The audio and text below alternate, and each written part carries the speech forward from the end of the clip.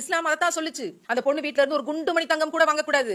சம்பந்தப்பட்ட கணவனாக வரக்கூடிய அந்த மகனிடம் பெண் என்ன தொகை கேட்கிறாளோ அந்த தொகையோ அவள் கேட்கிற நகையோ கொடுத்துத்தான், ஆண் கொடுத்துத்தான் கல்யாணம் பண்ணணுமே தவிர பெண் கொடுத்து கல்யாணம் செய்யக்கூடாது அப்படிங்கிற பெரிய சட்டத்தை இஸ்லாம் கொண்டு வந்தது.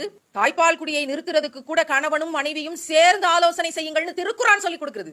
அப்படி கணவனும் மனைவியாக சேர்ந்து வாழ்கிற போது மனைவி உன்னிடம் அமானிதமாக ஒப்படைக்கப்பட்டவள், அவள் மிகப்பெரிய பொக்கிஷம், அவளை பாதுகாப்பா பாத்துக்கோ, அவகிட்ட சண்டை போடாது. ஒன்னு ரெண்டு அவள் கிட்ட உனக்கு பிடிக்காம இருந்தா அல்லாவுக்காக அதை தாங்கிக் கொள்ள, அல்லாஹ் வேற இடத்துல உனக்கு பரக்கத் செய்வான் அப்படின்னு இஸ்லாம் சொல்லி கொடுத்துச்சு.